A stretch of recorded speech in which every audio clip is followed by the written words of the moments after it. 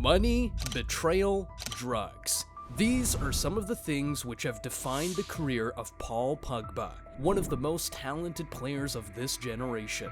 And when I say one of the most talented, I'm certainly not mincing words. Pogba has been a star since he was a kid. He was just 16 when Manchester United signed him.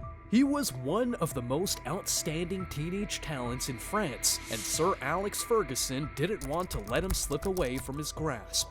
But he eventually did slip away. United signed him in 2009, and he spent most of the time playing in the club's youth system, but he didn't have the patience to wait for Fergie's long-term plan.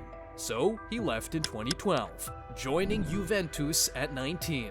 Now, Fergie thought Pogba disrespected Man United with the way he left, but whatever the case was, that decision turned out to be the best for the Frenchman because he blew up out of proportion after that move to Turin. In his first season, he won the Scudetto, Supercoppa Italiana, and was named Golden Boy. He certainly couldn't have asked for a better start to his career in a new country, but that was just the beginning. The following year, he won another Scudetto and was named in the Serie A Team of the Season. That summer, he went to the World Cup with France for the first time. He played, he dazzled, and although France got knocked out in the quarterfinals, he won the FIFA World Cup Young Player Award. That was a great year by all standards, especially for a 21-year-old. But it wasn't even his peak. The following season, he helped Juventus complete the domestic double and reach the Champions League final for the first time in 12 years. They lost to Barcelona, but nobody could deny what a player Pogba was. He was named in the Serie A Team of the Season, UEFA Team of the Year, and the FIFA FIF Pro World 11.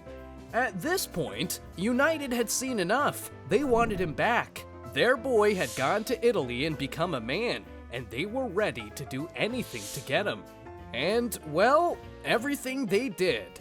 They broke the bank for Paul Pogba in 2016, making him the most expensive footballer in history at the time. On paper, going back to England was a dream, but it turned out to be a nightmare. The fans and the media were extra critical of him because of his price tag and his flashy lifestyle. It felt like he just couldn't ever catch a break, and that must have affected him mentally. But even though it was not a very pleasant time for him at Man United, Pogba still managed to enjoy unprecedented success during that time with France. He was a vital player at the 2018 World Cup as France conquered the world in Russia. He even scored in the final.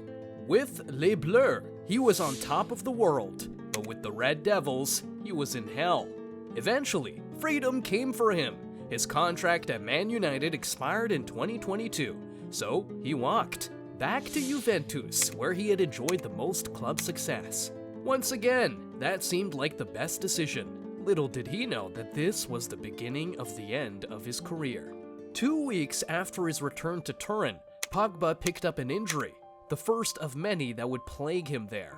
Due to the many injuries, Pogba ended up playing just 161 minutes of football in his first season back.